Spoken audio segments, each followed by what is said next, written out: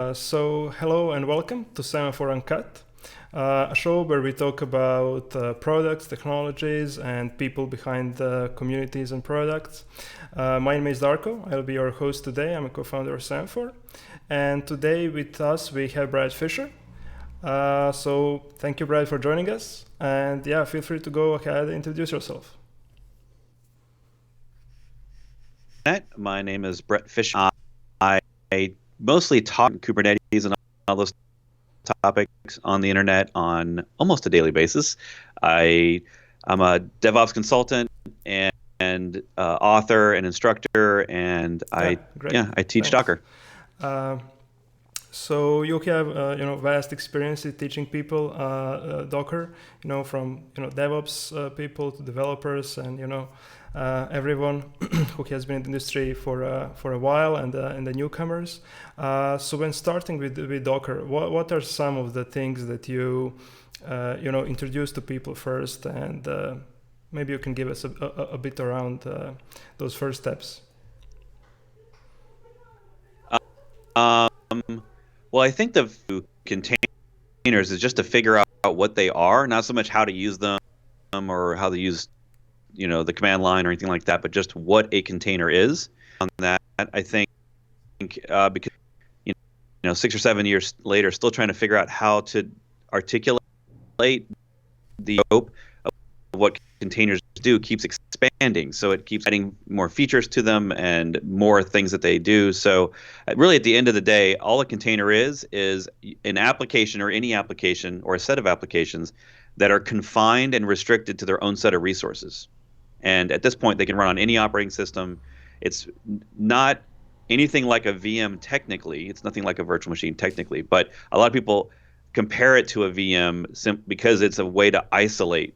And so really at the end of the day, it's just taking a bunch of computing resources and isolating them down to a single program or a small set of programs. Yeah. That's interesting. Yeah. My immediate, thought was it was something about the command line and was the first thing to do. But yeah, the concept is what is there. And is like analogy of like being, in the world of Windows, there's exe file, which is, very familiar to probably even my mother knows that there is that extension. Right. Is that analogy any useful when explaining containers? Yeah, and that's the trick, right? Is because containers isn't just one thing anymore. It's tricky to figure out. If you just said that to somebody, hey, it's a way to, run an application in isolation. That doesn't really. Someone would say that's interesting. Well, if you've been around Unix for a while, we've had that kind of feature for decades, and things like the jails and chroot and stuff like that. So if I'm talking to someone who's not in tech and they ask me what is Docker or something like that, because if they've heard of something like this or they see a T-shirt I'm wearing, I give them the analogy of a phone app. So I say that how, don't look at your Windows computer, think about your smartphone and think about how you can browse a list of things that you want on that phone, and you can basically tap them and they'll show up on the phone and all the settings are there, the app is there, and it's kind of confined inside that single little runtime. And then when you delete it, you just, it all goes away. And it's sort of it's a clean adding and a clean removing of that thing from your phone. And I do that for servers. Essentially, it's like what I would tell my mom, right? Like I do that same thing for servers on the internet. So because when you talk about containers, it's hard to talk about just one part of it. And yes, it's technically running something in an isolated environment, but it's also the packaging format that Docker sort of, combined with the idea of running something in isolation. Let's make a universal packaging format that we can move around the internet very easily and store it on servers called registries. And that way, companies like yourself can run those things in isolation and pull them down, push them back up when they're done, like stuff like that. And I think it was really the initial combination of running in isolation and then having a distribution package format that's universal across every operating system that you really run apps today on. I think that was really the magic that set the whole container evolution on fire, because a lot of old hats will say, hey, we've had this kind of technology for decades, but no one really packaged it up in an easy to use way with those different steps until Docker did. So Yeah, you're right. Yeah, and analogy about text that just show that I'm old, and yeah, analogy about uh, apps in the app store is much better. Yeah, the thing that it's yeah, clean when you remove it and install it, and there are no regrets. When you do sudo apt-get install something, good luck with removing that. yeah. Really. Yeah, yeah, yeah. Yeah, and now if you look at all the other operating systems, they are all sort of following that pattern, right? Like the iPhone was, at least in my mind, sort of the clear, distinct point of we now have this compute power device that runs an application, and they when they released the App Store, which wasn't on day one of the iPhone, they uh, they created that packaging format. So it was a packaging format, distribution format, and runtime isolation format. It was sort of all those things in one. And to the user, it was just, oh, easy, tap, tap, done. And of course, containers aren't quite tap, tap, done. But I think that model of you isolate the runtimes and that everything stays confined together in that one space, and then you can run many different things on the same compute unit, like a smartphone, and that those things don't necessarily have access to each other. They don't necessarily see each other's data or anything like that, unless you give them specific access. I think it does parallel very easily to the container ecosystem. Yeah. So. Yeah, and distribution is one of the key points, as you said. I remember the times when we were using LXC as that, uh, let's say, to have a secure environment, but still not to bring all the emulation and all the VM, things that will just slow you down. Yeah, packaging and distributing tar files and what exactly you need to package and how. Yeah, that was very hard part. Yeah. Okay. Yeah. And in terms of getting started up and running with Docker, what are some of the challenges that you are seeing when people are starting to use Docker? I mean, there are these high level concepts, obviously, but then there is a command line. There is a thing of like running those, and of course just creating those containers, understanding layers, and so on. So I mean, those are roughly the areas that I see. But I would love to hear what's in practice the challenging part. Yeah, I think there's lots of ways to attack that question, right? You can talk about, well, if someone just learning it and they need to learn the features, or is someone looking for a reason to use it? Because often, especially now that we're getting more into the enterprise-focused container area, where systems are very complex, people already have full-time jobs, and this is another thing that they have to learn and support and run in production, and so it's not always obvious exactly what the benefits are, why I would even bother with this. And so I spend a lot of my time on Docker 101, talking not just about features, but about what benefits and why you would want containers at all.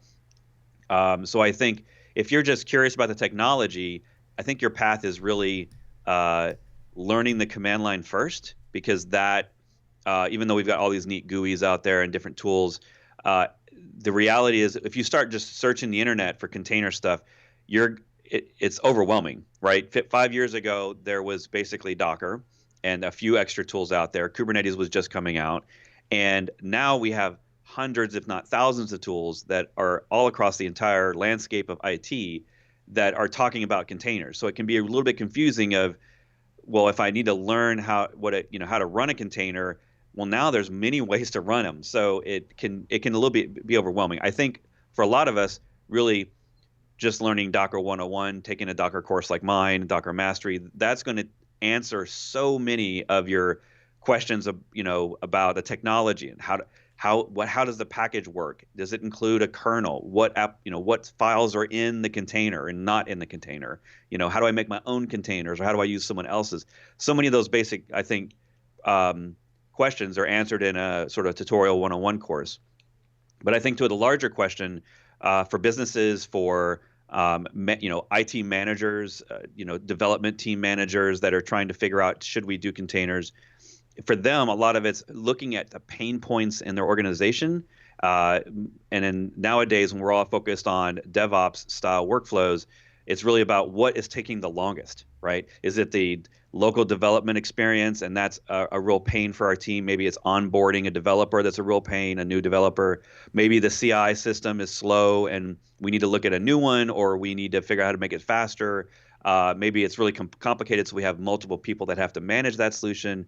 Or maybe it's just getting updates into production and not screwing everything up, right? Not kicking off users and killing connections, and how do we do that if we need to on a daily basis?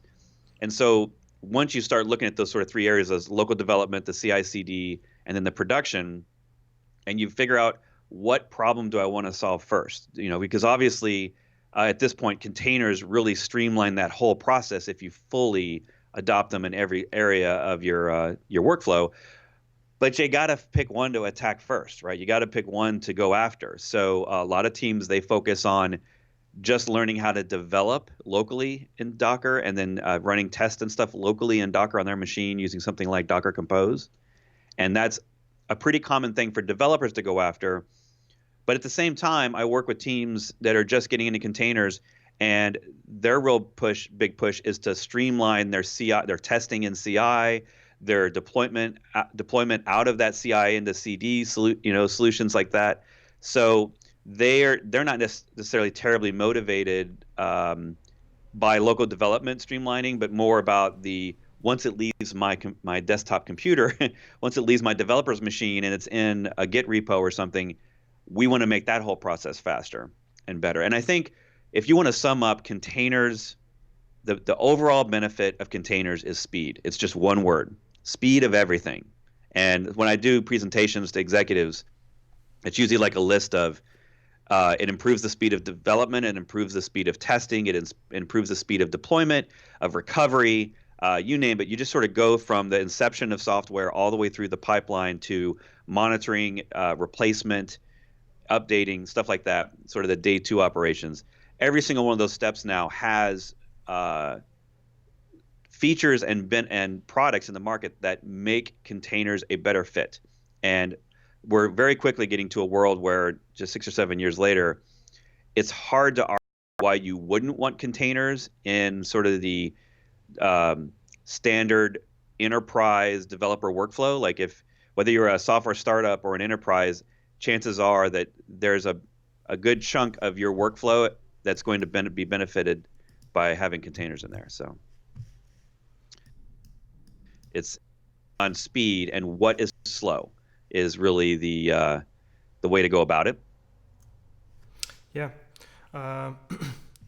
Okay, thanks for sharing that. And I have a follow-up question in that area. However, let me just check this out. If there are any streaming issues, I'm seeing something. Hopefully, it will be resolved.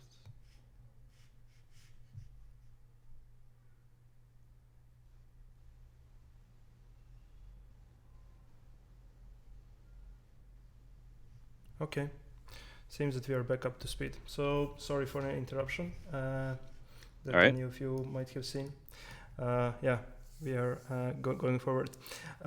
So you mentioned the development environment, CI/CD environment, production environment. Let me just add that yeah, over the years, one of the biggest struggles of running a CI is that difference between development environment and also the CI environment, the production, and when you have that mismatch of one library, which might be a different version, that could cause endless hours of debugging. It works off local machine, doesn't work in the CI. So containers are definitely solving that. And in the developer happiness area and embracing the Docker is the main thing, like being able to deploy and know what was deployed, or is that local development environment experience also something that's for some people even more important? Yeah, I think it depends on the person, right? Like if you're a developer that's just local and your job ends at doing a Git push to a repo, and there's someone else managing CI/CD, and there's someone else managing production, and you're not having to do all the different jobs. I think that local developer happiness is a big issue. I think one of the key things nowadays that for local development, where Docker really saves you so much time, is if you're expanding your microservices rollout and you're ending up with possibly a dozen different code bases running separately on your local machine. It's pretty hard to do that without containers. It requires a lot of maintenance and scripting and automation and Vagrant and all these different things before we really had containers. But now, all the setups that I see nowadays where people are focused on microservice development locally, they're using Docker, Docker Compose, Docker Desktop, and they're using that Docker Compose YAML file as a way to script out the dozens of different containers that all need to run at the same time, so that they can then develop on one and use that API. Maybe they're building out an API microservice framework, and they need a bunch of other things running on their local machine just so that they can start developing, right? And that was always a real. I mean, I don't think we would have near the discussion around microservices today if we didn't have containers, because I think the tooling around managing a whole bunch of different things all running together and seamlessly talking to each other over networking and using TCP/IP as the backbone for how your app talks. I think that containers are really at this point the only feasible way of getting that done. So that's definitely like local developer, do that. But if you're someone who has to care about more of the pipeline, if you're someone who also has to manage the CI/CD, or if you're in the CI solution every day, or if you have to actually care whether or not the updates got to the server, or you might be maybe even the person who's also deploying it to the server. If you're doing all the jobs, I think that containers really reduce the level of complexity. So if you're having to manage all those different parts, there are so many different tools and scripts and commands that you have to learn if you don't have containers, because like you said, the servers are totally different than your local machine, probably because your local machine might be Mac or Windows and then your servers run, and just trying to keep that sanity is so, it was the job it's paid for to do, was to help people manage that chaos. And now that we have containers, obviously we're always going to have a little bit of chaos, but I think that being able to know that the libraries I have locally are exactly the same ones that I have on the server, that the code base is exactly the same, that if you're running a Node app, that the Node executable on the server is the exact same build as the one that I am testing on locally or in my CI solution. I think that has allowed us essentially just to go faster, right? That's going back to that same theme of speed. So now developers can stop worrying about every single commit and managing that through the pipeline, and now they can just keep developing, pull requesting, focusing on that workflow, and let the rest of it automate, which kind of gets us into the conversation around DevOps, where DevOps and containers are like a match made in heaven, where one of the major goals of DevOps is to automate and speed up everything in your pipeline from development to production, and containers just makes that so much easier than before we had containers. So, if you want to get your code from your machine into your Git repo, into your CI for testing and whatnot, then into a package format that you can distribute to a bunch of servers, then onto those servers, and then update those servers on a daily basis. Looking back 5 years ago, it's hard to imagine all the stuff we had to do before containers. So I think anytime you can automate something, that's going to make anyone happier, right? I think the tasking that we're doing, same thing over and over every day, if we can just automate that into a system, I think everybody would be happy. So yeah. And you mentioned DevOps. So at some point we pushed all the people who manage servers into to learn to code to some extent, and to have that infrastructure described in code. And roles in the IT are constantly changing. With this part of which is also a distribution format, moving also forward very close to a developer, and developer knowing much more about production system. Are you seeing any changes in the roles and maybe the responsibilities of what developers are Yeah. maybe getting more responsibility or? Yeah, I think that there's a great discussion continually going on in the community about, what is, do we really need to all know more things? And I largely think that we are overall, we're all just human, and we have a limited capacity for memory and learning and all that, right? Um, so as much as I like to think, and on certain days, if we were having a beer, on certain days, I would have conversations about so much more we need to know now than 20 years ago, and blah blah blah. But I don't think that on a grand scale, I don't actually think that that is necessarily true. I think what is happening is the things we have to care about are shifting. And I think that distracts us a little bit because I grew up, like we're talking about being old. I grew up in the IT world where I had to care about the packet size of my TCP, my IP packets, basically, because the physical equipment that I was plugging in wasn't necessarily going to talk automatically to each other. We've obviously had years now where that's just, Yeah. for almost everyone out there, that's just not an issue. Um, Before we had the internet, we didn't have a way to even distribute software other than floppy disks and magnetic tape. So we had to really care a lot about knowing the magnetic tape system. Is that compatible with our format? Are the ports we didn't have USB. We had to care about the different connections and how do we get this from that over to here. We had thicknet and thinnet and all these, but nobody has to care about that stuff anymore. At least not in a developer job, Yeah. right? Unless you're Netflix or Google size, you typically aren't validating the packet sizes on all your different parts of your network. Like you just don't have to necessarily do that most of the time. So I think our roles are shifting from we don't know every line of code in the apps we're running. We're all using frameworks now that unless you're sending a spaceship to Mars, you don't have to know every byte of your code. So you can now abstract that out and just say, I don't need to know the web frameworks. I don't have to build the web server. I don't have to build the date time library that manages date times for my app. That's someone else, right?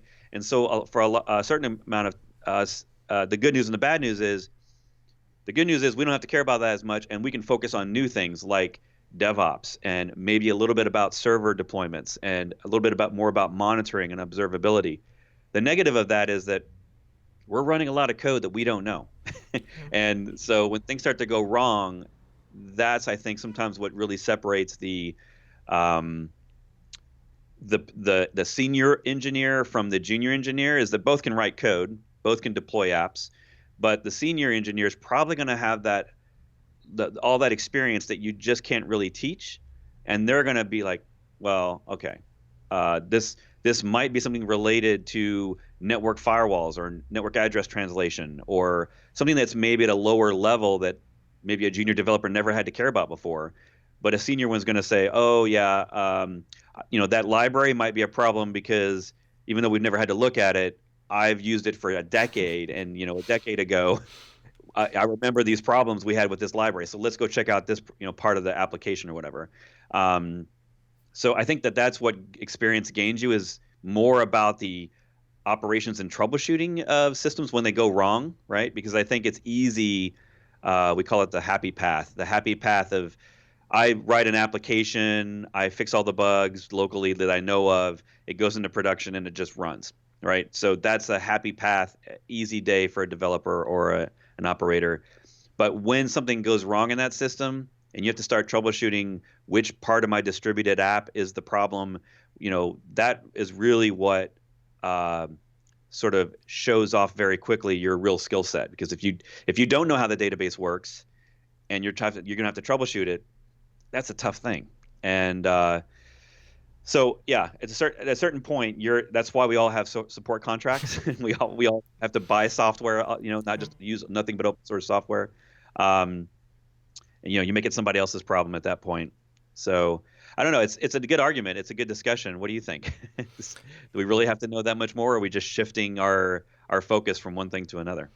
Well, let me just first say that I really love you bringing up floppy disks and packet sizes into the conversation because yeah, whenever you mention that to someone, yeah, it's a real pain. But for those who remember those things and how those work, Yeah. yeah, in a bit of a recent history, I remember a couple of years ago, we really needed to know which is the EC2 instance that we have in the system, and to SSH into it and to touch all the parts of the operating system. That was the reality. Yeah. Luckily, it was very easy, and it is still easy to kill the EC2 instance, get a new one. But in this new couple of years later, not having to know about the physical nodes, it's a great thing. And Yeah. to get back to your question, I would say that one way that we could look at it is gets us back to speed. So in 2010, how long did it take to deploy an application? Right. And what did you have to do? So I started my career as a Rails developer, so I just know that we had to go inside and I had to install Apache, and which I never touched before, and do all those things. And I would be much happier today if I would just package it in a container and ship it and do maybe a single command and it will start running, and I would feel much more powerful to say. In that discussion, do we have to learn so much more? Yeah, you're right in some way. We just have to know different things and have a different perspective. And all this brings us pretty much to the deployment part of this whole discussion, and that's where users start getting value when things are deployed faster. So in the landscape of Docker deployment, maybe it would be interesting if you would quickly guide us through from the inception of Docker to what we have right now. How do you see that progress in development in just deploying the Docker container and making sure that it's running? Yeah. So if you're doing it, the nice thing about containers is that they're largely unopinionated. So different tools have different levels of opinion. I think that Docker is so easy to learn and use because the way that it runs containers is fairly opinionated, so that it doesn't let you really mess things up in a way that would ruin you. As long as you learn the basics of it, it will it won't let you do something to a container while it's running. It'll require that certain changes mean that you have to recreate a container, stuff like that. So it actually puts a lot of Rails on, because you mentioned Rails earlier, Ruby on Rails. It puts some guide rails on there so that you at least aren't doing things in containers that you shouldn't be doing. Because I think that containers largely came out of the idea of us, companies running web software. It's not anything. You can run anything in a container, but when you think about the origin of Docker and where they were coming from, they were initially very focused on applications that were temporary, and that web apps, API apps, things that didn't have persistent state. And so going back 4, 5, 6 years, in those early days, it wasn't really a great place to watch, to run databases or anything that was saving state to disk and writing files and stuff like that were permanent and stuff like that. So it started off in that area of rapid development, needing to quickly redeploy something and guarantee consistency across the whole dev test prod. So when you think about your servers, you want to design them and think about the pipeline in that way, where now, code in the container is ephemeral. So we can destroy a container, recreate it from that same image. The image is that packaging format that stores all of your code and all of its dependencies. So you're able to throw away the copies essentially that you're running and then recreate them on the fly. So if things go wrong and your application is misbehaving, you can just get rid of that container and create a new one. So don't necessarily, sometimes we'll say the word restart, but don't think about it physically as it's restarting. It's technically what it should be doing, and most orchestrators all do this today, is that they recreate from the image a brand new container to run your app, a brand new copy of your app essentially. And so if you think of your code, just like with your Git and other versioning systems, where once we commit it, it's sort of in a read-only state, and we are going to want to guarantee that that's exactly the same thing that's running in production. Containers do the same thing. So extend that to your servers and think about if you have to run your own servers, you don't have to. There's lots of places now to run containers and run things like Kubernetes, which, by the way, if you didn't know, Kubernetes is really an API on top of containers. It's just an automation that helps you orchestrate your containers and allow you to run them in different places. I think sometimes people get confused and think that Kubernetes replaces Docker or Kubernetes replaces containers. They're all the same tools. Technically, Kubernetes is running on top of Docker, and Docker runs the containers. So if you think about that in terms of your servers, your servers don't have to exist very long either.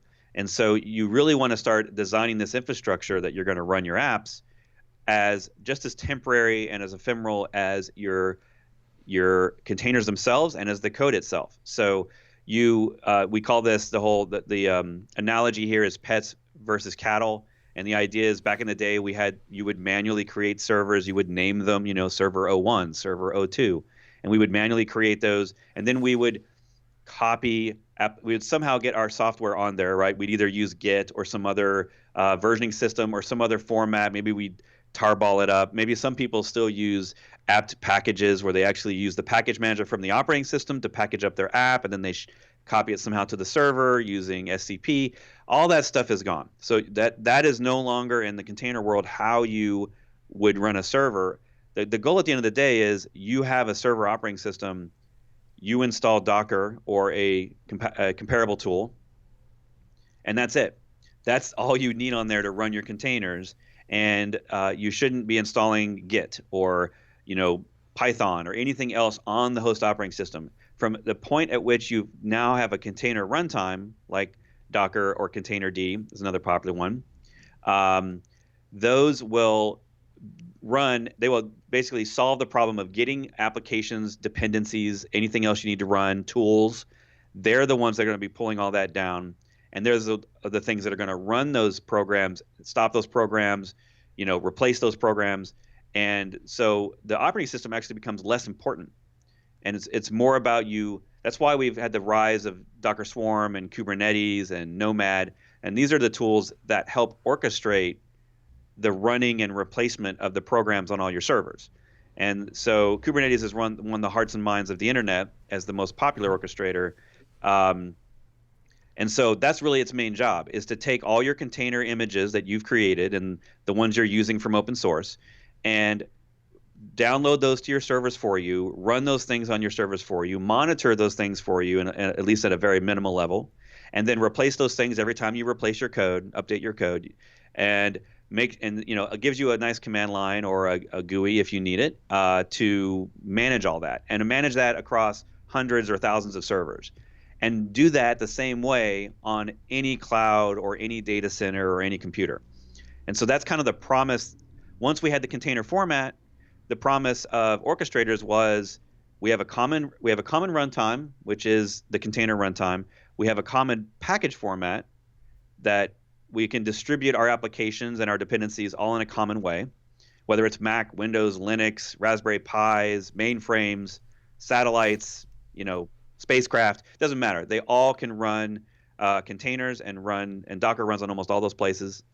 So now that you have those commonalities, let's have a common way to organize all these things across many servers. That's how we got to orchestration, which is a layer of abstraction on top of the container abstraction. So I think a lot of people they have a little bit of a mistake when they start learning and they immediately run to go learn Kubernetes. But if you think about the layers of abstraction, you have the containers down here, then you have orchestration on top of that. You don't want to really go learn the higher level tool without learning those lower level tools first. So getting back to the first question about learning and the mistakes, if you want to learn Kubernetes, you got to learn Docker. You got to learn in order to understand what Kubernetes is doing in the background, because all it's doing is running containers through the container runtime, which is Docker or one of the other variants. So when you think about your servers, think about, how do I replace this server? Ideally, let's not pretend ourselves. We're not going to intentionally destroy servers every day unless we're just bored. But ideally, just like you mentioned infrastructure as code, just like your application code, You want to be able to delete your app from a server and then re-download it and then rerun it whenever you'd like. Now start looking at your infrastructure the same way and look at your servers and say, this server is temporary. So yes, I need to know its IP address and I need to know what commands are running on it, what containers are running. But let me design a system so that if I need to replace that server, maybe it's an orchestrator that replaces that server automatically and then runs your code on it. Maybe you're using something like Amazon's auto scaling groups, which allow you to delete a machine and then it will just recreate a new one, or create more if you need them, and then runs a quick little script when you boot up.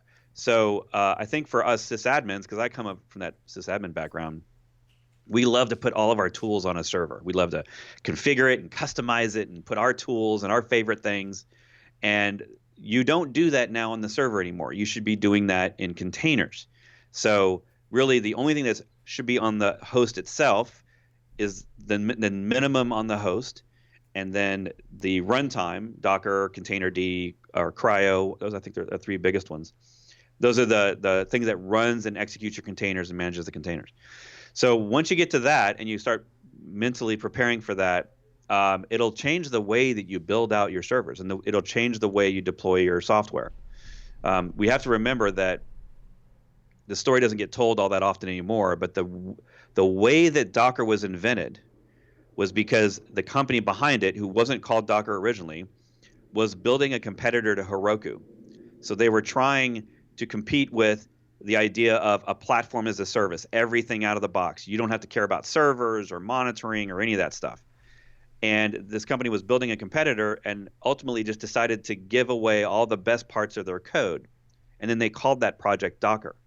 So in essence, what containers were born out of was the desire for us to stop caring so much about individual servers and individual application running or scripts that automate our apt-get, package management and all that stuff. Just remove all of that abstraction and make it as easy as possible for the developer to get code onto a server and then to replace that code over and over and over again. And when you start realizing that, and as you're building your servers and using Docker and learning Docker and Kubernetes, you start to realize that it's kind of like building your own cloud a little bit when you have it all fleshed out, and automated. So as long as you do that and you sort of keep your servers in the back of your mind, you think of them as ephemeral and temporary, and that you're going to have to replace them in an easy, automated way. You may not be there on day one. That's fine. You might not automatically have that built out of the box, but that's okay. You'll eventually get there. Just think of that the cattle versus pets model. Go look that up if you're not familiar with that analogy, because you don't want pets anymore. You don't want to name your servers, make them customized, keep them like your ticket. They're sitting them on the couch and you know their name. You want to treat them like cattle, which probably isn't the best analogy, but the idea is that they're just a number. They're an animal in a pen. You know how many you have, but you don't necessarily know names.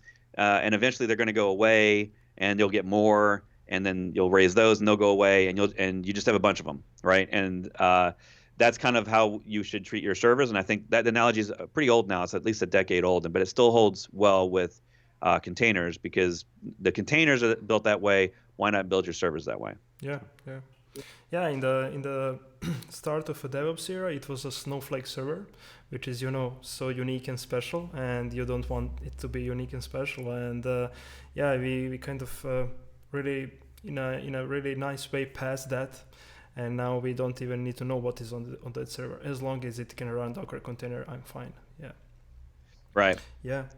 There was even you mentioned naming the server 1 and 2 and so on. So of course when you're scaling them, but I remember the era when each server has its own different unique name, and people are very creative Yep. about them.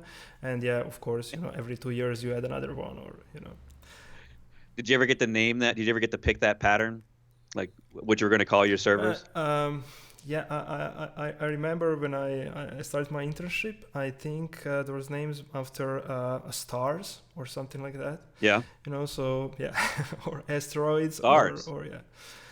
I think my first one was planets, because I knew way more planet names than I knew star names. Yeah. Or constellations or something like that. Yeah. I think I had a client once that theirs was all Simpsons characters, so because there's an unlimited number of Simpsons characters. It's insane, hundreds at least.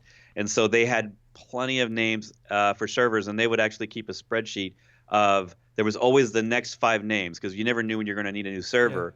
So there's always like somebody's job to go look at some Wikipedia page or something for the next 5 names we don't have in the and Simpsons the Godfather. universe. Yeah, So yeah, so you had Homer and you had the Bart server. Yeah. yeah, yeah. Flintstones was the same way. I think I had someone who had Flintstone names for all their servers, and so you had Barney and Rubble. Yeah. Yeah, Yeah, I think that probably some of the people who are just in the maybe university or just starting their career now and listening to us about these things, might think that, are these guys from the Flintstones times or something like that. right. Yeah, This is crazy. Why would you do yeah, that? Yeah, yeah, exactly. Yeah, and you touched upon a thing that I saw a couple of times, and that's that path. Okay, I want to deploy to Kubernetes. And okay, so I need to learn Docker. So I wanted to ask about that learning path, but you pretty much answered that ahead yeah, of me asking that. So you really yeah, think that learn the Docker, learn all the things around that, and view Kubernetes only as a place which will a thing which will keep it alive and scale it. yeah, yeah. Because it's kind of like you know, it's like saying that you want to be a Node developer, but you didn't want to learn Yeah, JavaScript.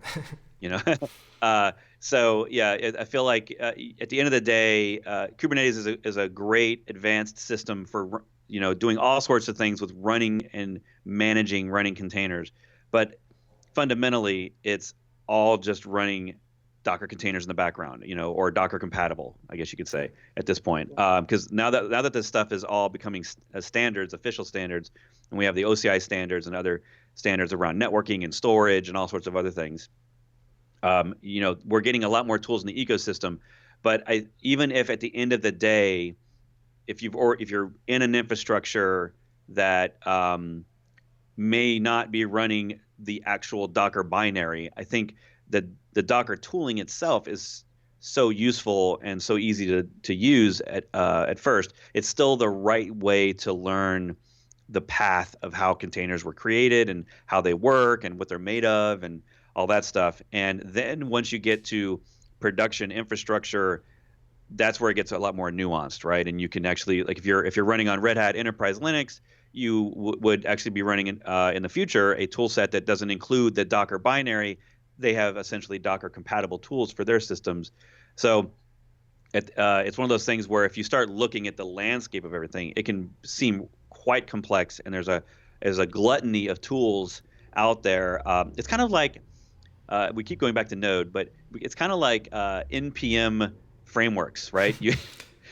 Or Python frameworks. There are, for any one problem you want to solve, there are usually multiple, if not dozens, of options out there, and it can be so hard or overwhelming to want to pick one.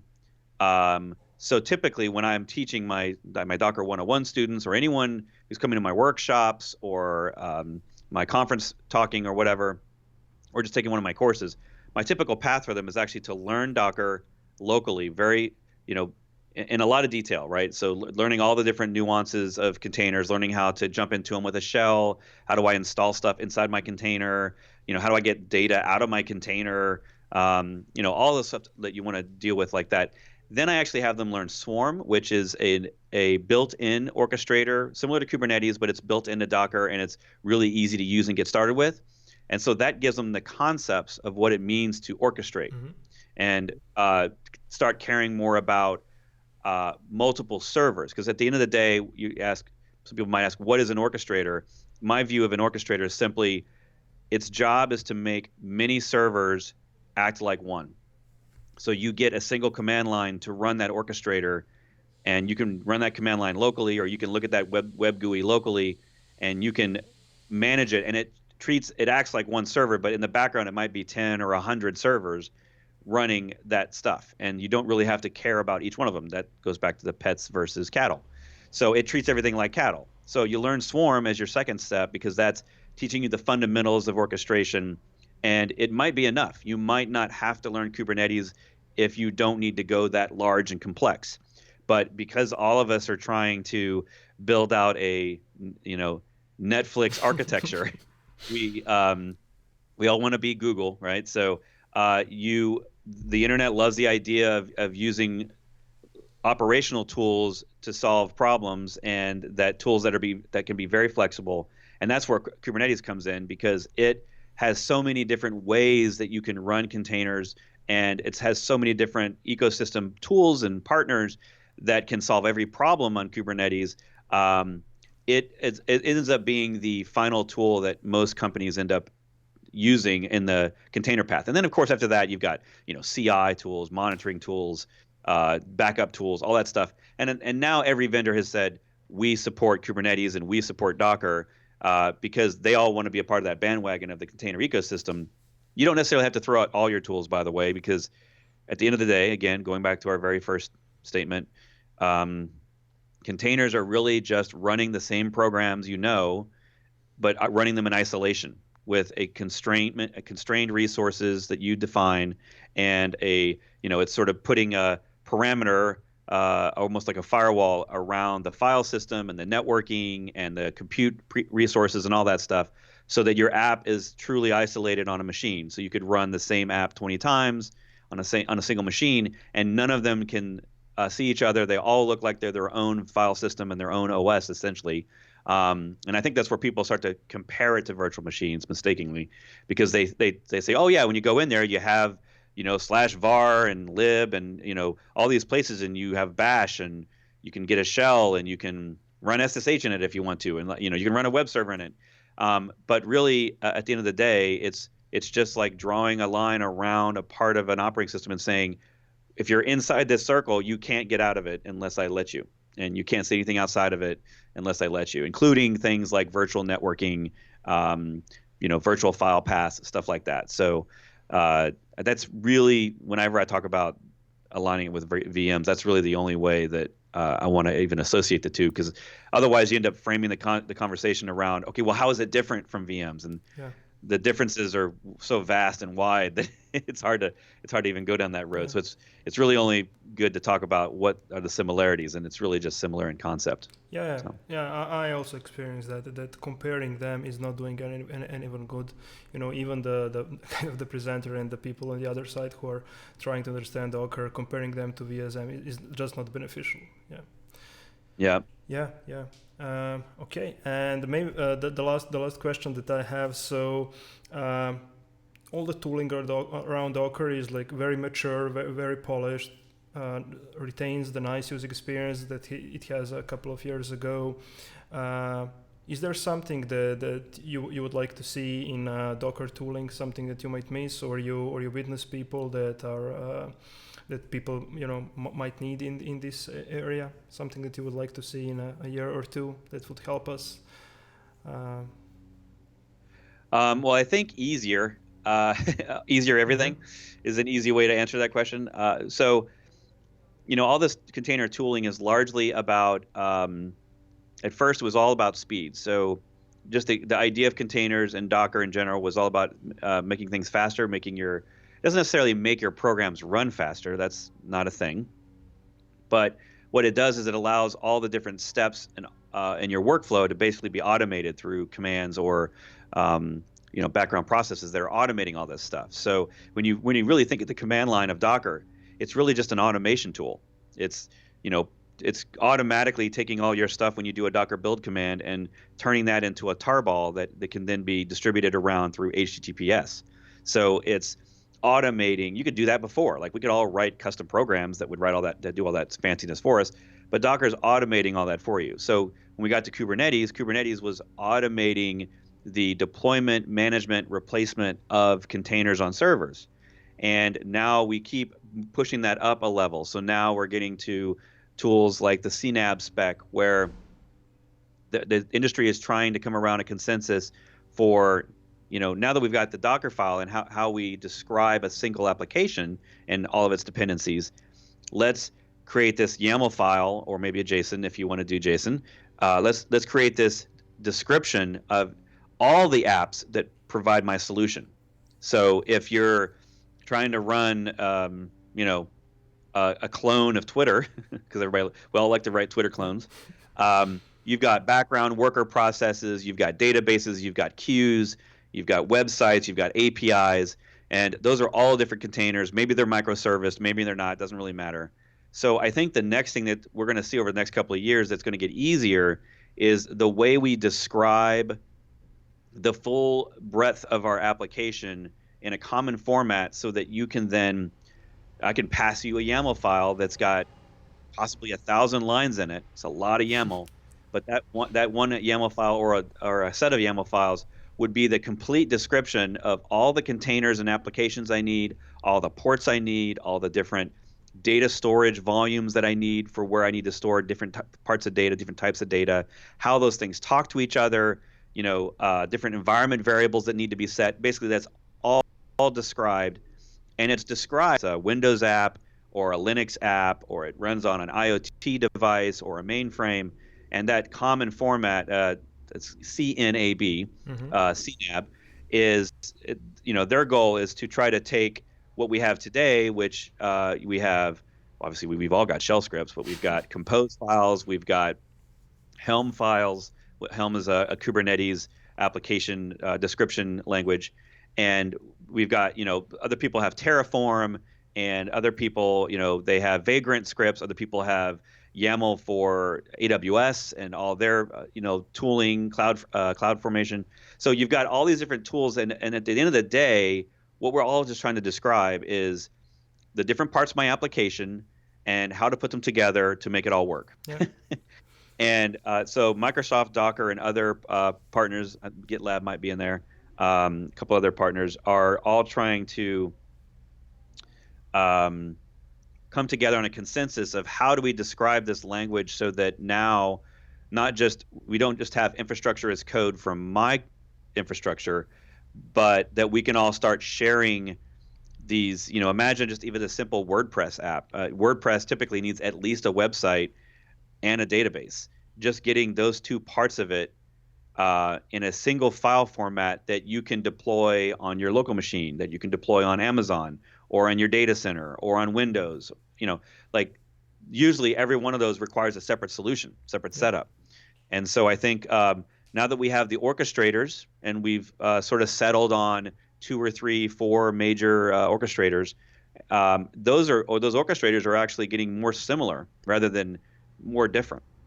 They're all implementing simply, or they're all sort of solving the same problems. They're implementing the same features.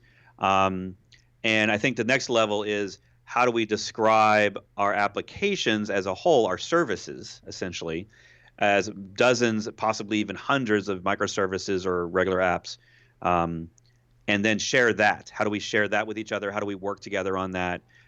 Instead of making, up until now, it was completely custom to your situation. Yep.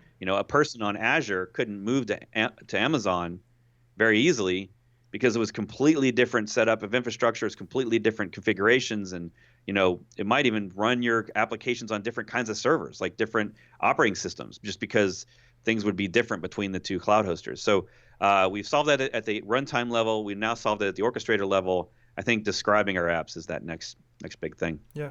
Yeah, I would love to see that, and I would also love one other thing. If that file doesn't have to be 1,000 lines, I would really prefer that. Yeah. Well, we all start with 100 lines, and then it gets more complicated after that, right? We all start with 10, and then it becomes 20, and then it's 100. Yeah. I mean, our deployment to Kubernetes maybe has 20 microservices, and we have thousands of lines of code of YAML file. I mean, and most of it is the same, and most of it is kind of generated, but just the number of lines is, scary. It's a lot. Yeah. It's a lot. Yeah, and I think we're definitely getting to that point where there's the same defaults built in, and that you don't have to specify defaults. Mm-hmm. Of course, the trick around that always is that our defaults should never change, because if I don't specify it and then you change it on the application side, Kubernetes decides to change a default, then now my program's broke. Yeah. So the first couple of years of all these tools, it was tough to figure out what should be default because we all didn't really know. So we're getting now to, if you actually look at the last couple of Kubernetes releases, there's a lot more focus on stability and long-term support and sort of mainstream stuff, rather than new feature, new feature, new feature, changing feature, breaking feature, all that stuff that we know that all of these tools have gone through over the course of the last 5-6 years. So yeah, it's going to get boring, and then we're going to be able to focus on that next abstraction. Yeah, I love boring things. Okay, so it was a great discussion, and I think that all of our viewers learned a lot from this.